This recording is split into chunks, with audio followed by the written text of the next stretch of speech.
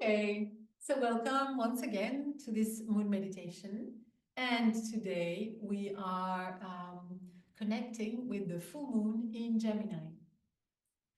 So this full moon happened a few hours ago, around 10 hours ago this morning, depending on where you live, obviously. But around 10 hours ago, that's for sure, at 9:01 a.m. Universal Time today. It is happening at 23 degrees 52 minutes in the sign of Gemini, as I just said. And this marks the halfway through the portal that we opened in the last new moon in Sagittarius, and that ends in the new moon in Capricorn in 2 weeks from now. Remember, just for those who weren't there the last time, 2 weeks ago, with the new moon in Sagittarius, we opened the portal with the intention to reap the fruits of all our experiences, everything that we have been through so far, and to allow ourselves to transform and to use these fruits to look ahead and see our future, dream our future, design our future. And this moon is helping us a lot to do that. And it's giving us tools and, let's say, recommendations as to what is the best way to see that future and to imagine it. First of all, before we get into that, let's look at the archetype of Gemini, what it is and what attributes it has and what it brings to us. So Gemini is the messenger of the gods, ruled by Mercury, which is also Hermes for the Greeks. Hermes is that little god. I mean, it has many shapes or many representations in many cultures. This is the one that has those sandals with wings. Because he keeps on, communicating with the gods and with the humans. It's a mutable sign, which means it holds a lot of flexibility. It's very malleable, and the material it's going to get in touch with, it makes it, it wants to flexibilize it, which is also very useful for what we're trying to achieve during this month portal. It is associated to the element air, which is about thoughts, intellect, mind. So we are in that area of our body. The mantra of Gemini is I think. So it really encapsulates that mind focus. And as a messenger of the gods, what that means, it means that it is a channel of communication between dimensions, between planes. And in that way, Gemini is the one that connects realities, going up and going down, spiraling from one level to the next, up and down, from one vibration to the next. All right? So that's very important to keep in mind. So in essence, Gemini brings us 3 concepts that we're going to be that are useful for this moon. The notion of channel, the notion of moving to the next vibration, from one vibration to the other, and aligning our purpose to the divine, because that's what it does. So these are like breadcrumbs left on the way to the next new moon to help us understand the perspective from which we need to create that next path, or that next step on our path, or that next chapter of our future, as we are rising collectively in vibration. The collective movement is happening, and we as individuals are embodying it, and also by taking responsibility of it, contributing to it. Very Aquarian concept in that sense. So let's look at the meaning of this moon. First of all, I want to just take a moment to speak about how the sun and moon are connecting. So a full moon, remember, is when the sun and the moon are at opposite points of the zodiac. Wait, some microphone is open, I think. Okay, now they're all closed. So a full moon is when the sun and the moon are on opposite points of the zodiac. So the moon being in Gemini, the sun is necessarily in Sagittarius. And there is some information that we can take from that placement. The sun, which is the self, a representation of the self, is shining its light of expansion. Remember, Sagittarius is the archetype of expansion and purpose. So the sun is shining a light of expansion and purpose from Sagittarius towards the moon. The moon is the one who speaks about our emotions, our interiority, our unconscious, things that we have within that are very intimate to us.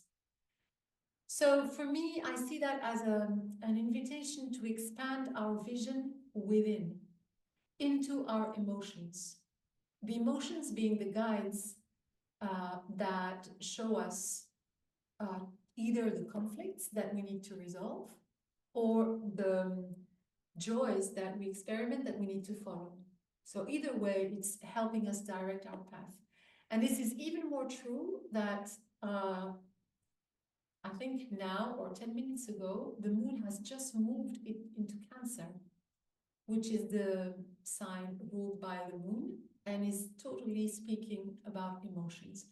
So I think we can already factor that in to into the full moon, Gemini that we are speaking about. And what's more is that the moon being in Gemini, it is infused with all the attributes and the qualities of Gemini, which is thinking. So it's the power of the mind to process those emotions and to allow us to take whatever information that we gather by looking, becoming conscious of those emotions and use them for whatever we need, either to find out how to resolve a conflict or how to create more joy or create more positive emotions in our existence. So just by this placement itself, before we start looking at other planets and any other aspects in the sky, I think just that is very, very significant for this moon. Another thing that's important to take into account is that Gemini is just coming out of retrograde today. And by doing that, it's bringing a fresh energy of moving forward. So we've been revising stuff over the past 3 weeks, and now we have a fresh energy to move on. So that idea of channeling information, of spiraling upwards or downwards into different levels of consciousness, we have like a fresh, engine to help us do that. And to look within, to shine the light on those emotions, and as a result, imagine a new way to be in the world. Because at the end of the day, that's what we're aiming for during at least this month. Now, we have a very interesting aspect. So we have the sun, moon on opposite points of the zodiac, and squaring them, as in a 90 degrees angle to both of them, we have Neptune at 27 degrees of Pisces. And Neptune is kind of giving here a key to the process that we're going through and that I just described. Neptune, first of all, is the ruler of Pisces. And Pisces speaks about oneness, intuition, limitlessness, the idea of being limitless, no boundaries. We're one, so it's the infinite. We're talking about the infinite. And it is the sign by excellence of intuition, connection to the divine. So it really puts that emphasis on our propensity to listen to our intuition, to remember that we are one and that we have no limits. By nature, we are limitless. By experience, we have limits because we're incarnated in bodies with rules related to our existence on Earth, but our nature is limitless. And this is what it's coming to remind us of. That by nature, we have that connection with the gods that Gemini is reminding us of. And by nature, we have that godness within that makes us without limits, which means that we can dream as big as we feel like. Later, we'll see how to manifest that and make it into matter. But it's a reminder of our, godness quality. And this has a very strong resonance with Sagittarius.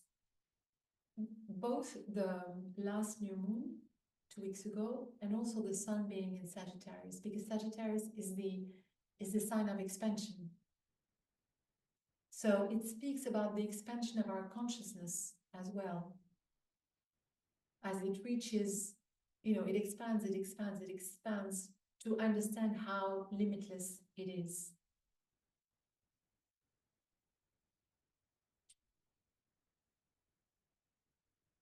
So clearly we have the invitation to dream big and to really believe in our dreams, because that's our nature, that's who we are. One little thing that I want to mention about Neptune and Pisces, like every archetype that we're working with, they have a shadow side.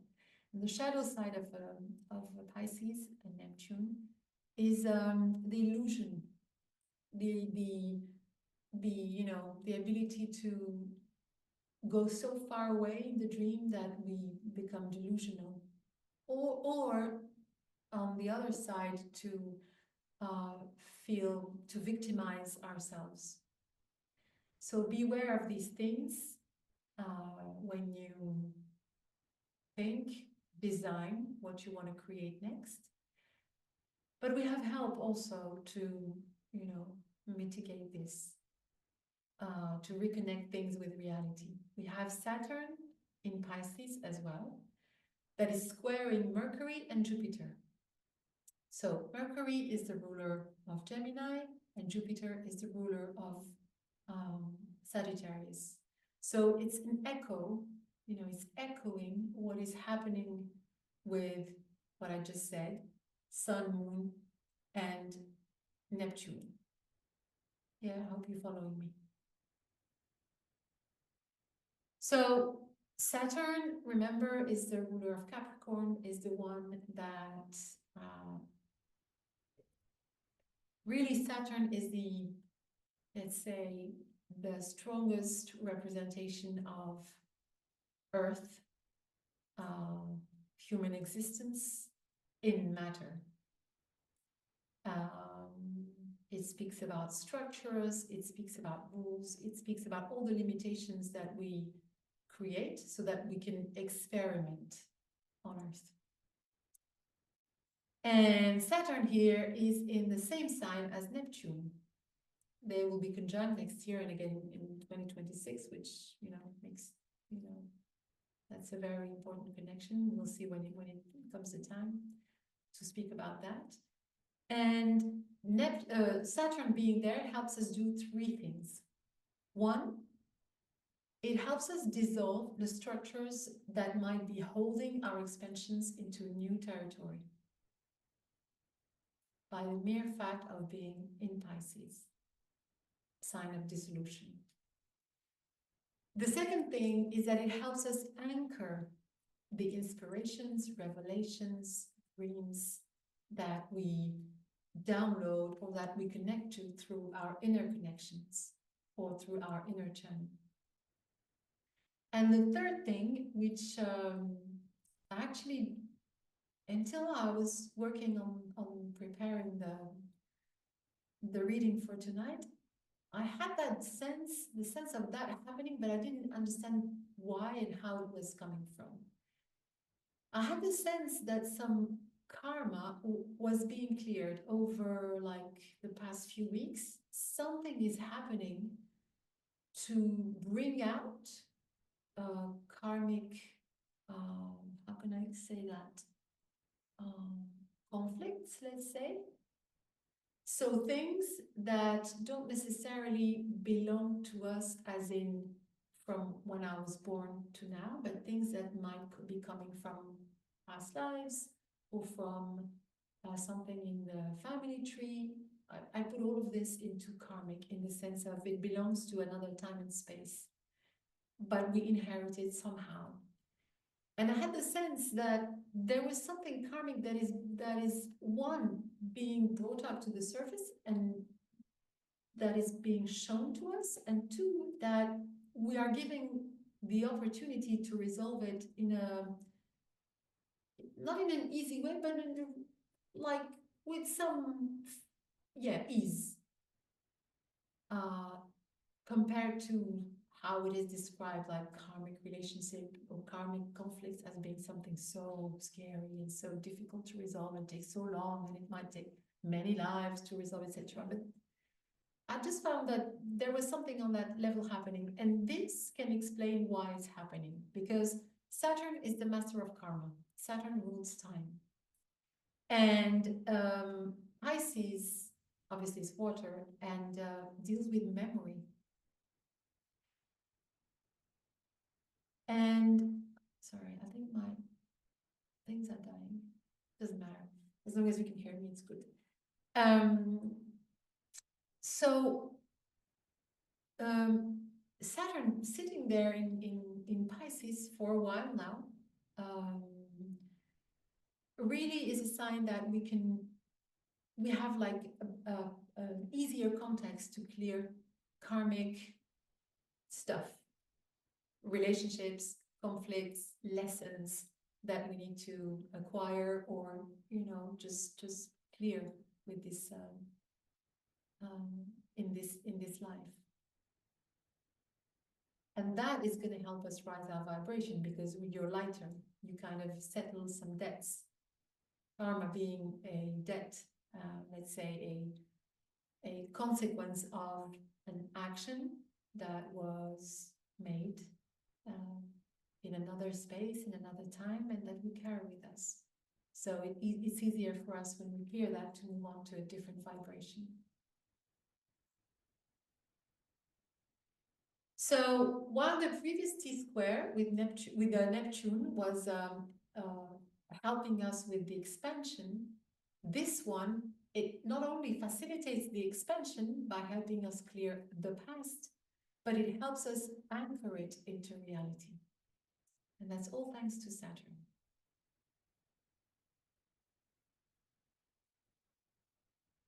So, and I really like the resonance that we have between the T-square with Jupiter and the T-square with Neptune. It's the same signs and the same archetypes that are involved, but in two different meanings, and helping each other towards whatever's coming and the future, really. And here's the major gift of this full moon.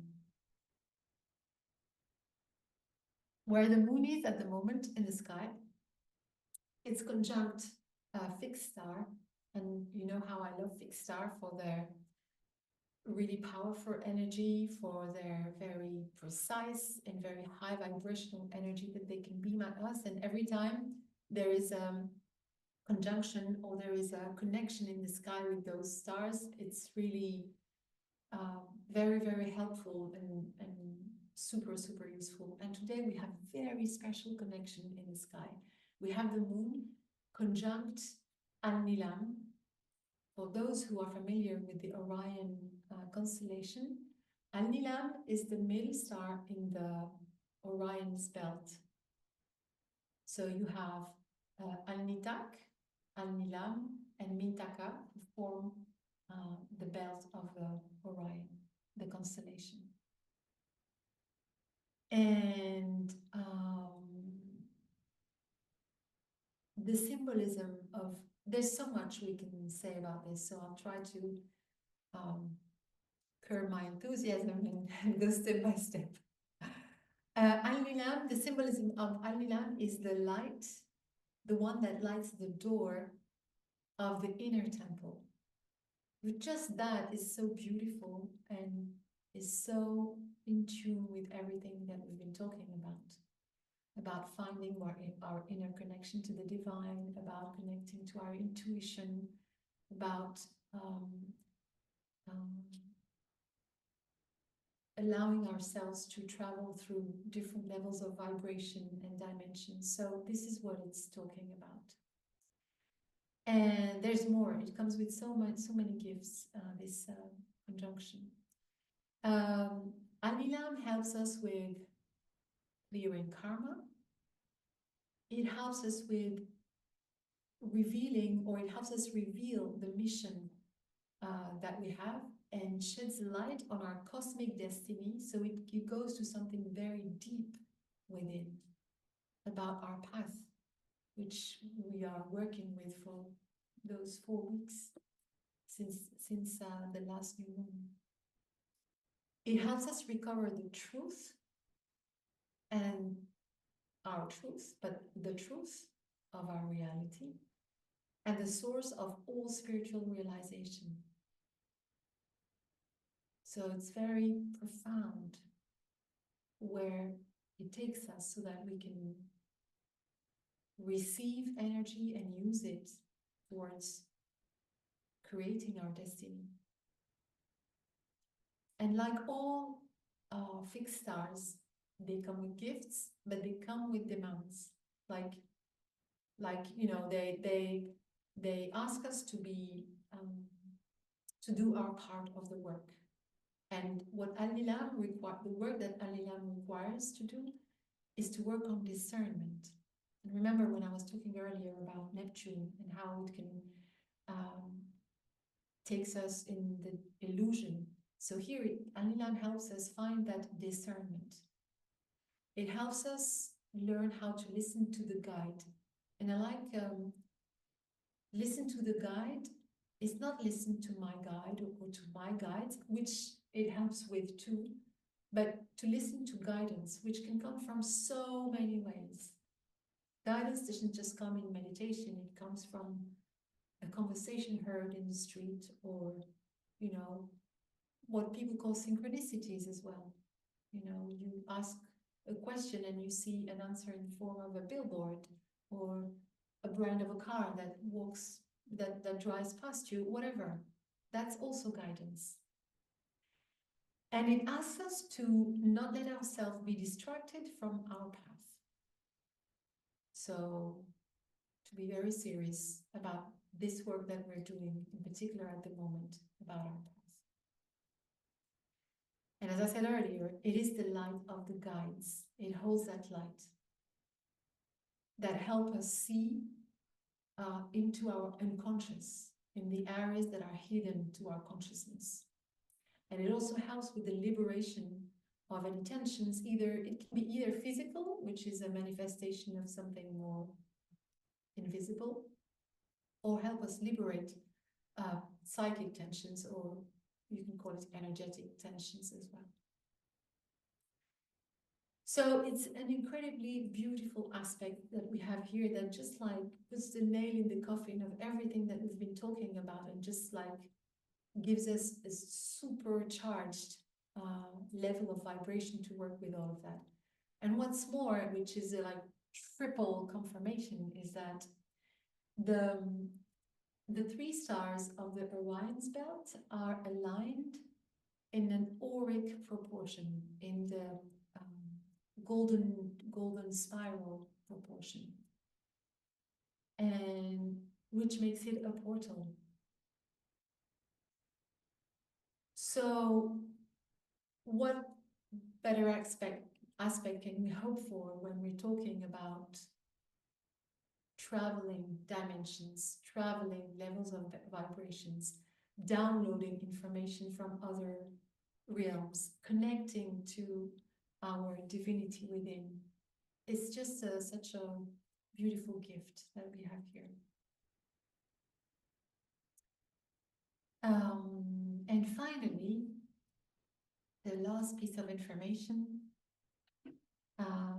that we have for this moon is a grand trine in fire that I mentioned briefly at the last moon. That wasn't active at the last moon, but it was getting into place. You know, like you see the clocks of the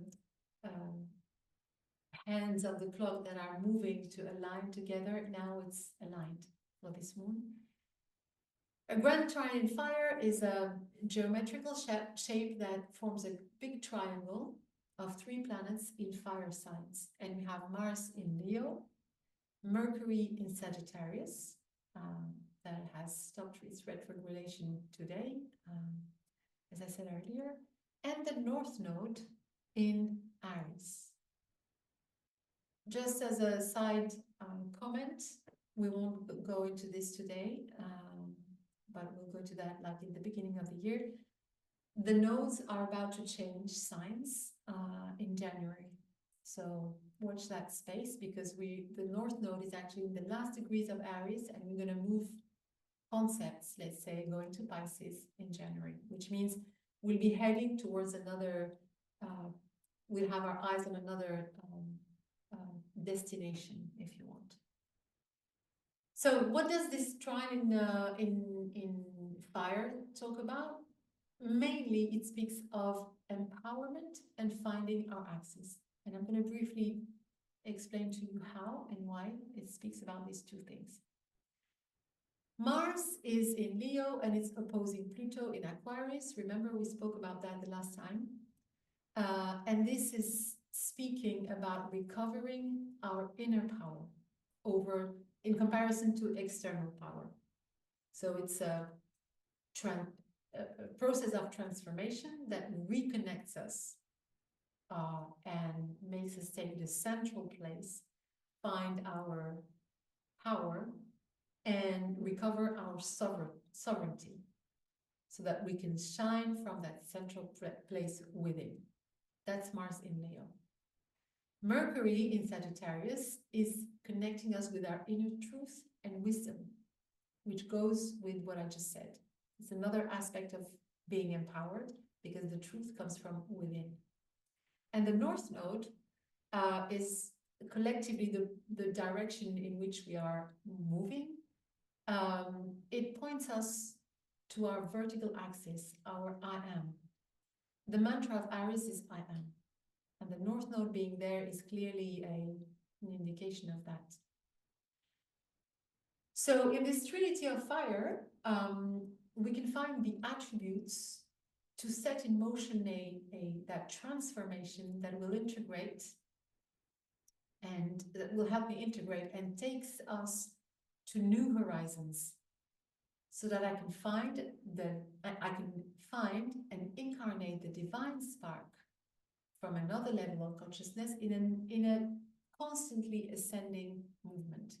You understand what I mean? So it's like I connect to the inner spark, to the divine spark that I have. And the fire, the fire is the one that helps you integrate. So I go through my experiences, I integrate them, create my truth, find my power, find my inner spark, and continue and continue and continue to that. I don't know if I explained it very well, but I guess you get the idea. We get all the aspects of fire that are activated by these 3 planets. The spark, the I am in Aries, the light in Leo with Mars, and the expansion to take me to new levels with Sagittarius and Mercury. And that's one of the attributes of a trine. It's an energy that is flowing very nicely, so I can use it.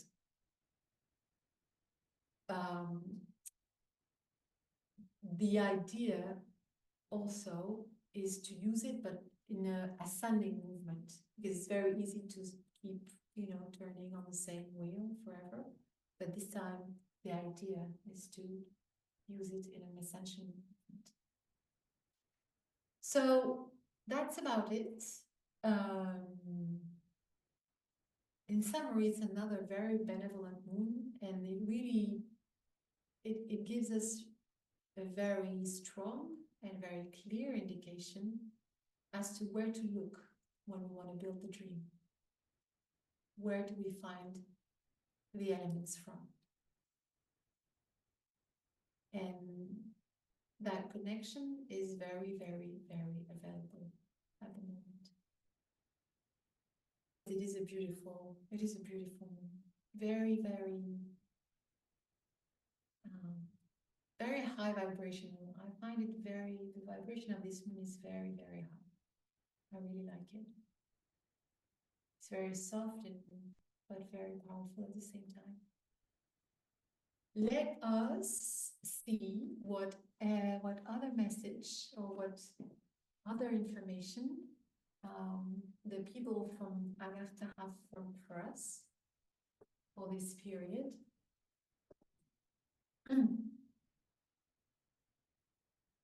So remember, this is what I use. Okay, let's ask. So what other information? So this gold, this one.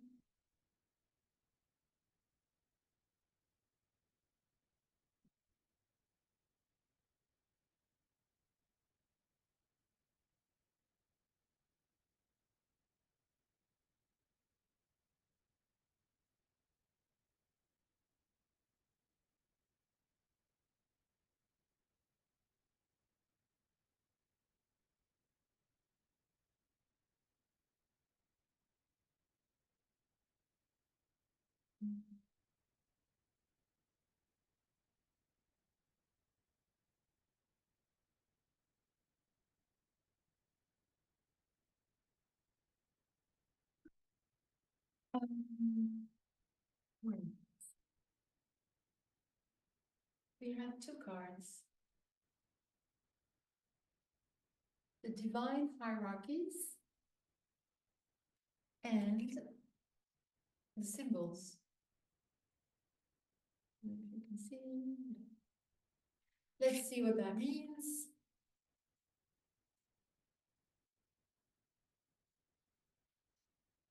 Okay, the divine hierarchies is a message from the Aztecs. And here's what they say. We, people from stellar origin, measure the importance of respecting the divine hierarchy. In our organization, we have mirrored the divine hierarchy by placing at the center of our decisions beings that are worthy of our trust and of a great wisdom. With this message, we come to advise you to place your trust in people that demonstrate devotion and a real wisdom that is not interested in any benefit. To give your trust, you need yourself to demonstrate honesty to yourself and with the interest that you are cultivating. If your interests are too egotistic, they will attract to you people in which you will place a blind trust. And by doing that, you will lose your own capacity of discernment. The more pure and transparent your interest and directed to the collective, the more you will have the necessary discernment to surround yourself with the good people to to take your projects to a successful realization. The essential key is evaluate the nature of your interests and demonstrate discernment in the choice of your collaborators.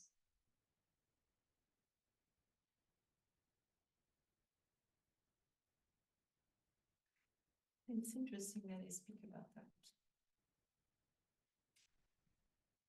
And the second one, the symbols.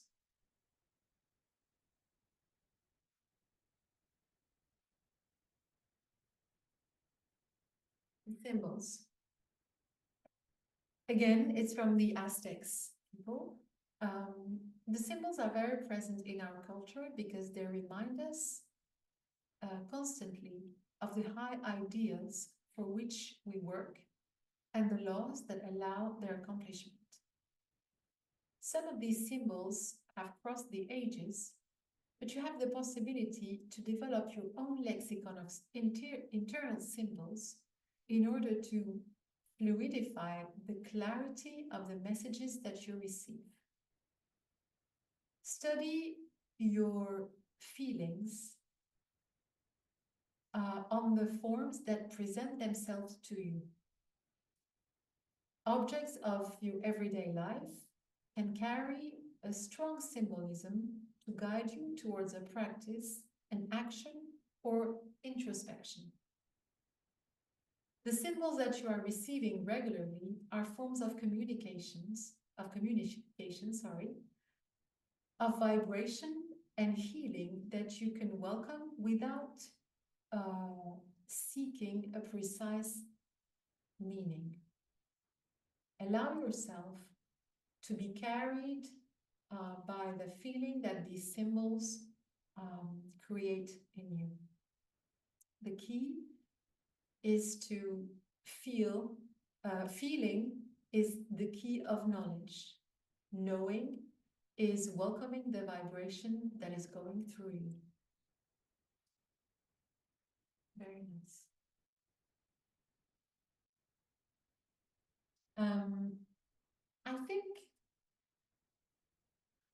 I think this is clear.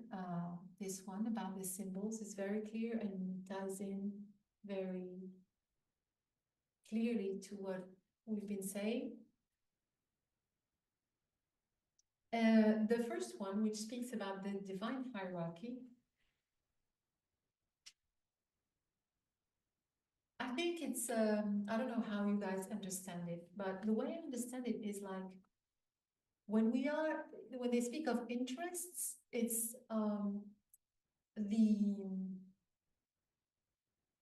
what is of interest to us.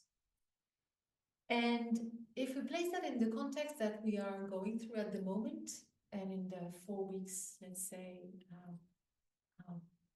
design period that we have for our future, I think it's very, very nice to have that type of information, because they're asking us to revise or to reevaluate or to examine what is it that we are pursuing and how pure it is. Because they say the nature of your interests, evaluate the nature of your interests, and be discerning in the choice of your collaborators. But there's a point they said, the more, yeah, there you go. The more they are pure and transparent and directed to the collective. This is what I kind of pick up on. And the more you will have the discernment to surround yourself with the good people, or the people that will help you take those projects to fruition. So I think they point us to the responsibility that we have towards the collective in whatever we pursue. Not that what we pursue have necessarily to serve everyone else around. I don't think that's what it means. But in what we pursue, it's very important that it's pure and it's aligned, obviously with what we want, but with the greater good of all. That's how I understand it. In any case, I think they're beautiful messages, both of them. So here they are again. All right, let's move to the meditation. I'm going to share the music.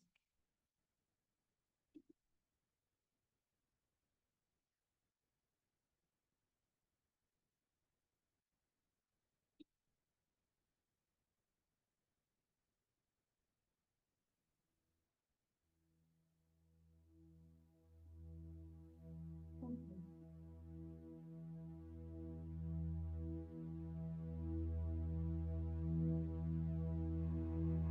Find a comfortable position.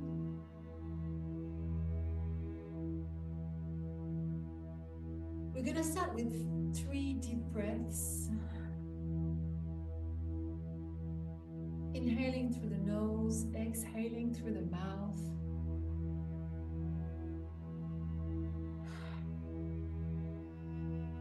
One more time. Inhaling deeply, filling up the lungs. Maybe holding our breath for a couple of seconds before exhaling from the through the mouth.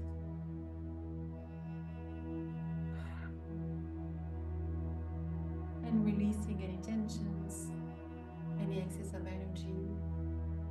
And one last time, take a deep breath in.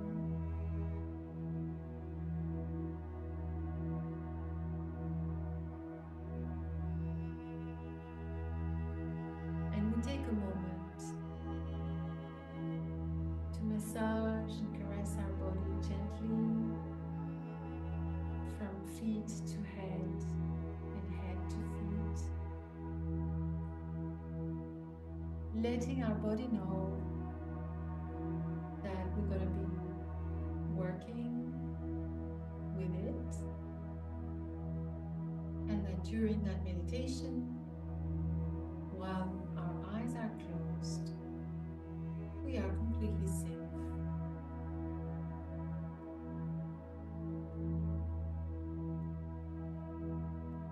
Connect with your body with every touch. Stretch and yawn if you feel the need to.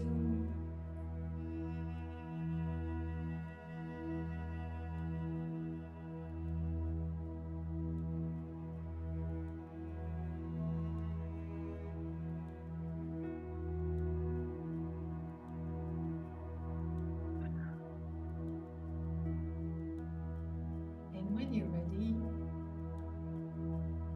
you come back to a seated position. Make sure your spine is elongated.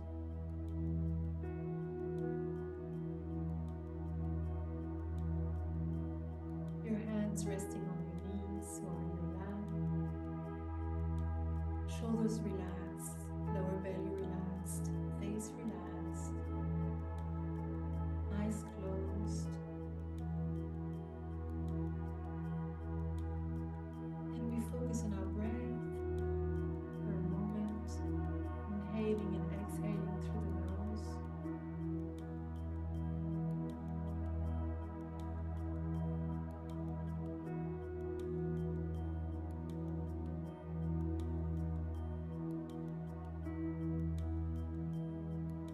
And let the music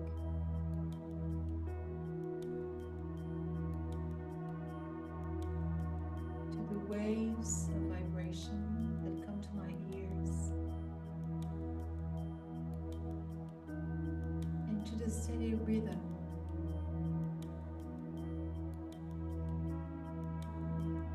and I imagine myself walking in the high desert of Atacama in Chile.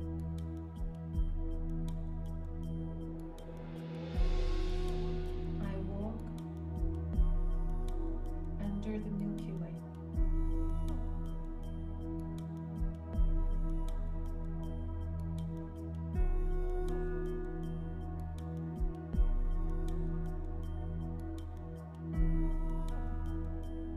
As I walk, I take a moment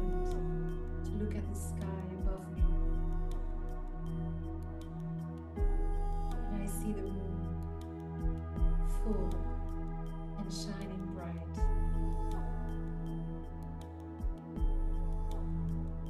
I see the stars, constellations, even shooting stars. The entire Milky Way filling up the sky.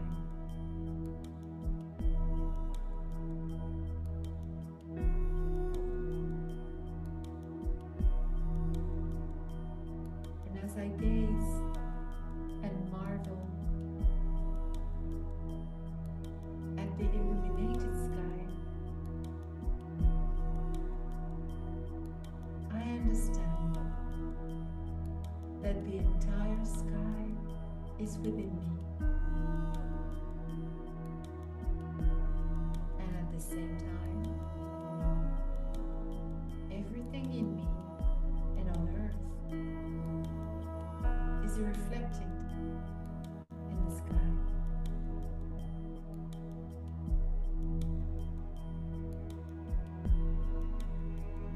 I recognize every star, every constellation,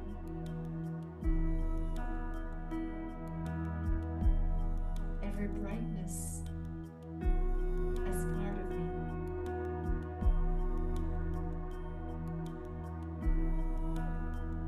And I allow myself to be infused and penetrated by the starlight,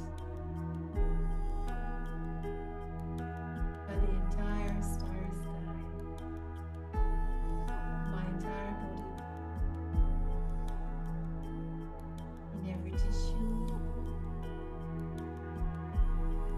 down to every cell.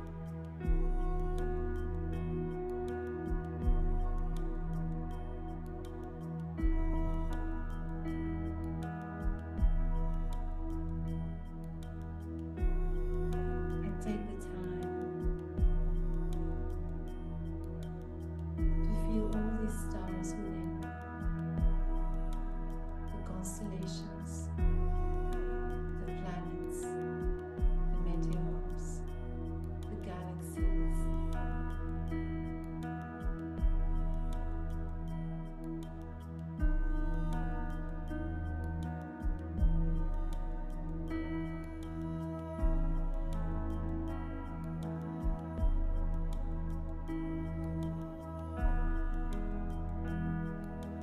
And I go back to the sky above, and right above my head, I recognize Orion and the 3 stars of its belt, Alnitak, Alnilam, and Mintaka. And see how they align, outlining the golden spiral that opens the door to dimensions.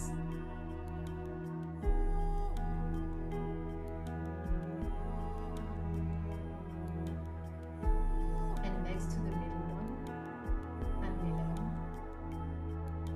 the moon.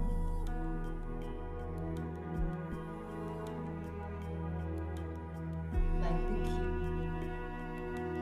to that portal to dimensions.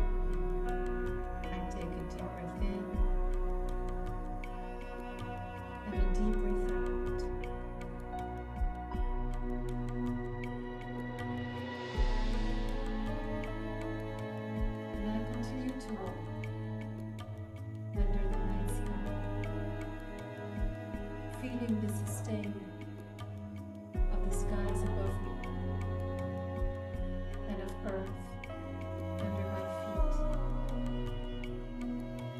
and in the distance in front of me, I see a fire. And I walk up to it and sit down.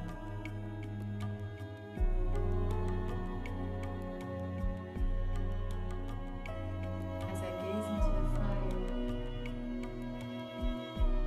I contemplate the sparks that jump all around. I see the light shines all around and feel the warmth that expands from its center. And I close my eyes to take in that fire within. And I feel my heart warm up gently. And from there,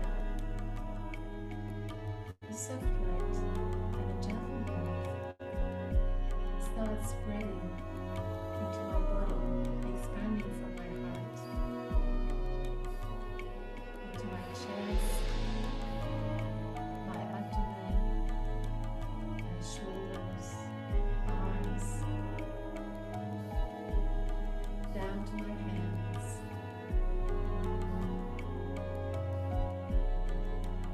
goes up my neck, onto my head,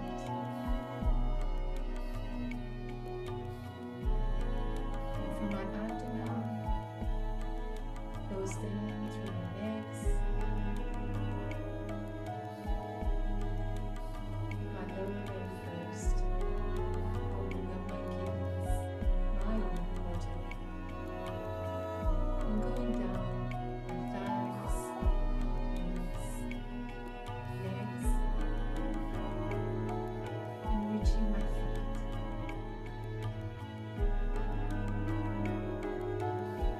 And I take a moment to feel my body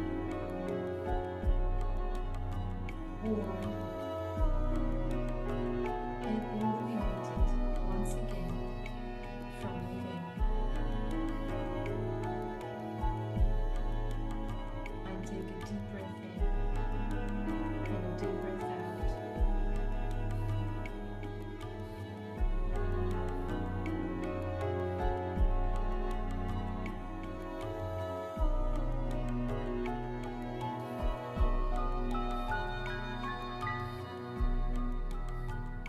And I look around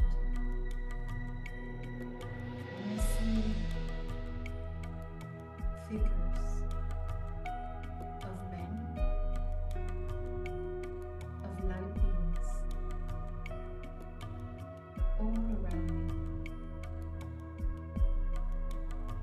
And I recognize the medicine angels and all the shamans, the ones that speak with other dimensions, all the shamans that ever existed,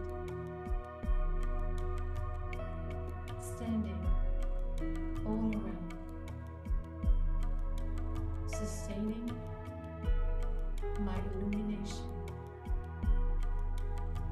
my ascension to the sky, my path.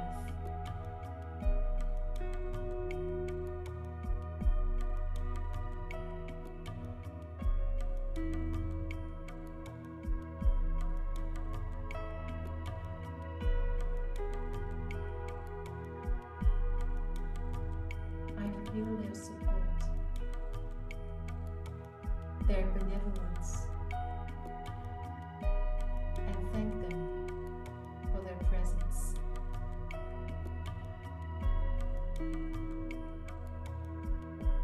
And I ask them for their help, for anything that I want to resolve or want to clear, so that I can walk my new path.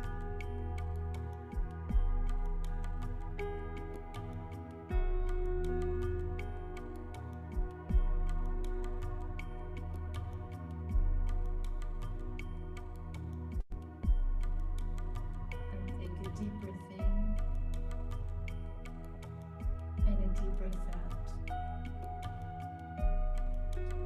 And thank once again for their help and for their presence. And I get up to continue my walk. And as I start moving, I realize that my path is now all lit up, and that the light is now coming from me. I am the one that is lighting up my own path.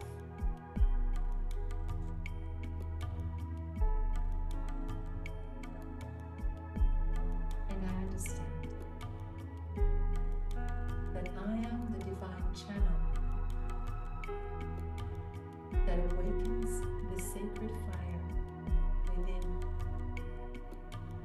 allowing the past to propel my path towards new horizons.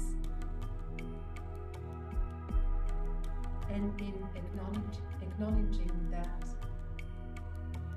I become my vision.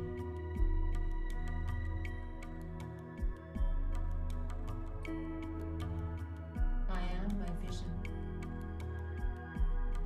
I see. I think. I am. And I expand this information, opening the portal to dimensions with my vibration, the tool to create realities.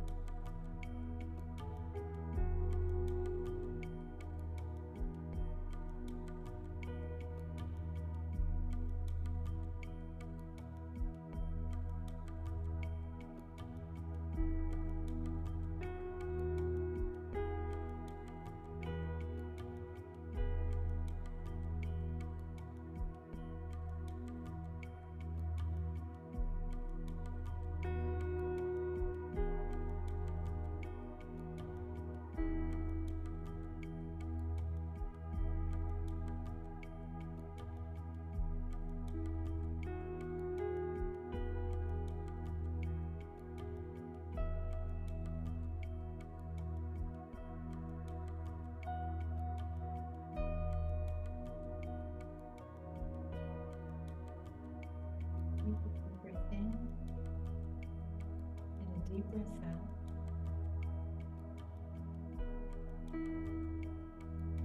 And then start moving my shoulders, my hands, my head, reconnecting with here and now, and with my body.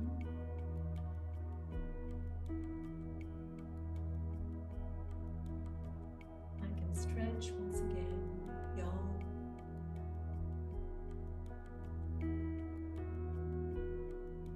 And when I'm ready, I can open my eyes.